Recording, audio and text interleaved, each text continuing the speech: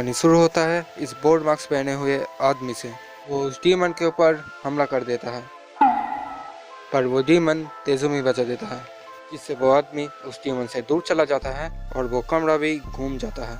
और कमरा घूमने की वजह से तेरेको उस आदमी के पैरों के नीचे आ जाता है और इसको देख के तानजीरो उस आदमी का पैर पकड़ के उसको फेंक देता है। यह आदमी तानजीरो की ताकत को देख के हैरान है। अब तानजीरो नोटिस करता है कि इस आदमी के पास नेचरिन सॉल्ट है, पर यह आदमी शायद डीमन क्रॉप्स का मेंबर नहीं है। दोनों ही एक दूसरे की हरकत की वजह से गुस्सा है और अब वो दोनों उस डीमन की बजाय एक दूसरे से लड़ने वाले हैं।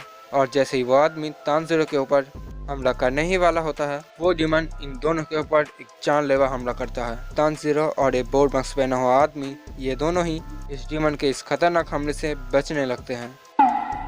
तभी एक दूसरे कमरे से एक और तेजुमी की आवाज़ आता है। ये तेजुमी इस डीमन ने नहीं बजाया और तानजीरो अब नोटिस करता है कि उस कमरे से वो डीमन और वो बोर्ड मास्क पहना हुआ आदमी दोनों ही जा चुके हैं। तानजीरो समझ जाता है कि ये उस दूसरे तेजुमी की वजह से हुआ है और इस कमरे के बाहर और कोई डीमन है कि नहीं ये देखने के लिए तानजीरो सबसे पहले उस कमरे के बाहर जाता है और वो देखता है कि एक और इंसान को इन डीमंस ने खा लिया है और उस इंसान का लाश अभी भी उस घर के बाहर पड़ा हुआ है। तेरेको ये चीज़ ना देख पाए, इसलिए तानजीरो उसको पीछे घूमने के लिए मना करता है और वो दोनों उस कमरे से बाहर निकल जाते हैं और आगे बढ़ने लगते हैं। अब तानजीरो उस कमरे के बाहर आ जाता है जहाँ से उस दूसरे तेजुमी की आवाज़ आया था। तानजीरो उस कमरे के दरवाजे को खोलता है और देखता है कि उस कमरे के अंदर एक छोटा सा बच्चा है जिसके हाथ में एक तेजुमी है। इस तरफ जिनुत्सु और सोइची के पीछे एक डीमन पड़ा है। वो दोनों अपना जान बचाने के लिए भागने लगते हैं और भागते भागते एक कमरे के अंदर आ जाते हैं।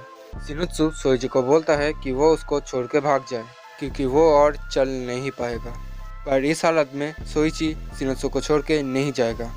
ये सुनने के बाद जिनुत्सु रोने लगता है। वो सोइची को किसी भी कीमत पे बचाना चाहता है, पर वो सोचता है कि वो कमज़ोर है, इसलिए वो सोइची को बचा नहीं पाएगा।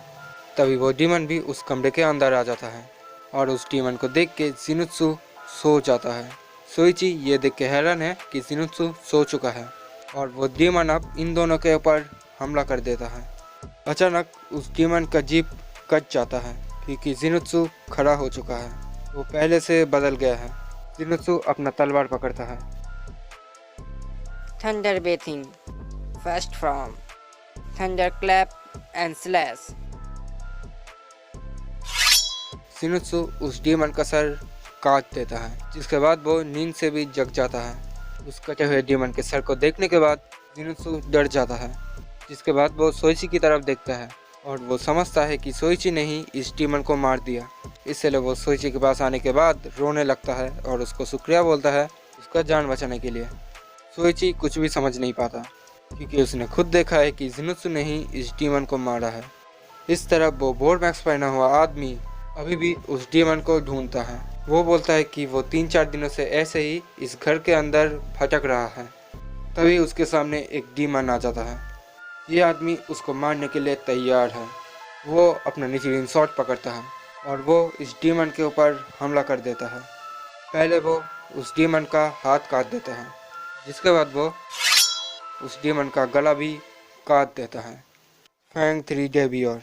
और उस डीमन का गला काटने के बाद वो बोर्ड मास्क पहना हुआ आदमी वहाँ से चला जाता है। इस तरफ ये डीमन अभी भी किसी को ढूंढ रहा है।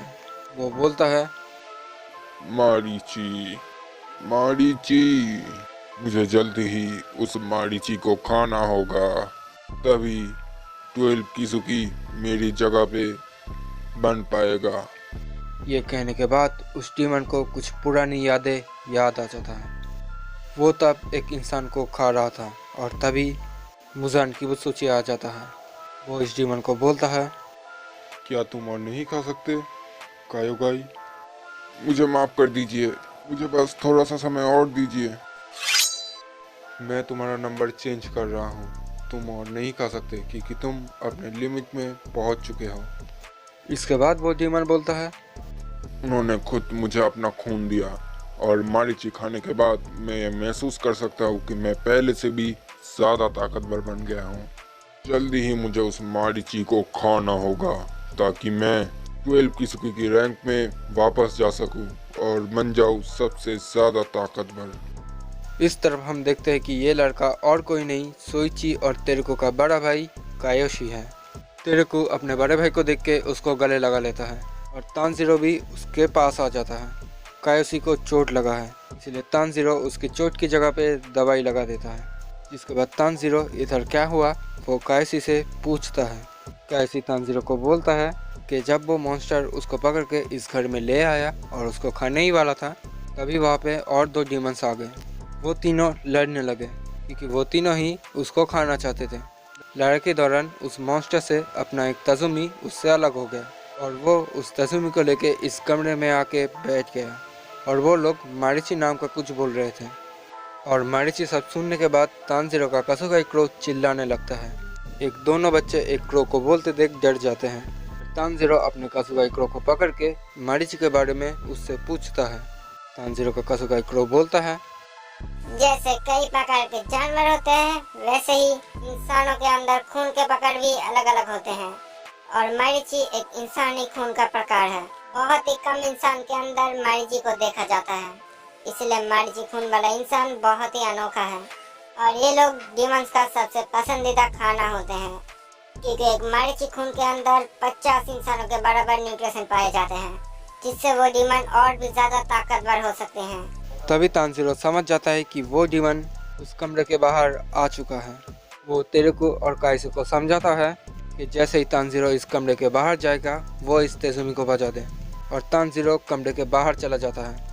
तानजीरो उन दोनों को जल्दी से वो तेजुमी बजाने के लिए बोलता है और वो लोग तेजुमी बजा देते हैं, जिससे उस कमरे का दरवाज़ा बंद हो जाता है। और इसके बाद तानजीरो और उस डीमन की लड़ाई शुरू हो जाता है। तानजीरो काफ़ी मुश्किल में है क्योंकि पहले तो ये डीमन बहुत ही ज़्यादा ताकतवर है और ऊपर से उसको चोट लगा है। एरो डीमन और तेमुरी डीमन से लड़ने के बाद तानजीरो को काफ़ी चोट आया था। हालांकि लेडी तमा ने तानजीरो का इलाज तो किया था, पर तानजीरो अभी भी पूरी तरीके से ठीक नहीं हुआ है, इसलिए ये लड़ाई तानजीरो के लिए बहुत ही मुश्किल है। एक छोटी सी भी गलती तानजीरो को मार सकता है। ऐसे मुश्किल हालात में वो अपने मास्टर मिस्टर उरोकोजाकी को याद करता है। तानजीरो, मेरी बात सुनो। पानी जहाँ पर भी होता है वो उसका आकार ले लेता है और वही पानी तूफान भी बन सकता है और वो जब तूफान बनता है वो अपने साथ सब कुछ बहा ले जाता है। ये सुनने के बाद तानजीरो फिर से जोश में आ जाता है। वो बोलता है, मुझे आज तक जितना भी काम दिया गया मैंने वो बखूबी पूरा किया और मैं आज भी अपना काम पूरा करूँगा। भले ही मेरी हड्डियाँ टूट जाए पर मैं हार नहीं मानूंगा। और यहीं पे ये एपिसोड ख़त्म हो जाता है। तो यही था एपिसोड 12 की पूरी कहानी। अब अगर तुम्हें ये वीडियो अच्छा लगा तो इस वीडियो को लाइक, कमेंट और शेयर करना बिल्कुल मत भूलना। और अगर चैनल पर नए हो तो चैनल को सब्सक्राइब करके घंटे को ऑल पे सेट कर देना। तो यही था आज का वीडियो। अब मिलते हैं नेक्स्ट वीडियो में, तब तक के लिए बाय बाय।